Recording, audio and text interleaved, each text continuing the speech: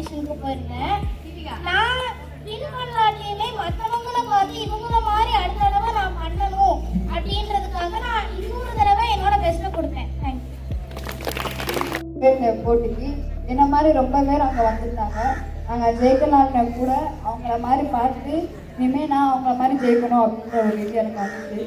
அது மாதிரி ஆன்லைன்லேயும் நாங்கள் ரெஜிஸ்டர் பண்ணோம். ஸ்டேட் லெவல் வரைக்கும் போனோம். 1 மார்க் வித்தியாசத்தில் நாங்கள் தோற்றுட்டோம். இனிமேல் அப்படி நடக்காது. நான் விருதுநகருக்கு டிஸ்ட்ரிக்ட் லெவலில் திரைப்பட மன்ற காம்படிஷன் போயிருந்தேன்.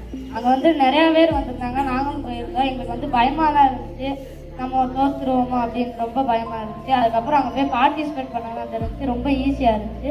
நீங்களும் இந்த மாதிரி போய் நல்லா பார்ட்டிசிபேட். தேங்க்யூ. நான் வினாடி வினாக்கு போயிருக்கேன். நானும் என்னோட ஃப்ரெண்டும் நாங்கள் போயிருந்தோம். அங்கே நிறைய பேர் வந்திருந்தாங்க. கேள்விச்சீட்டில் இருந்து தான் நிறைய கேள்விகள் கேட்டாங்க. எல்லாரும் தயவுசெய்து 1 to 120 கேள்விச்சீட்டு பண்ணுங்க. நன்றி.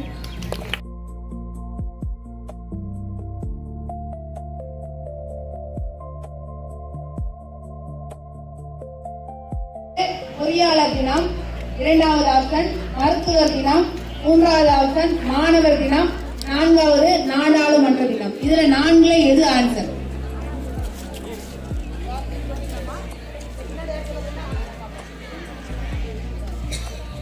கேள்வி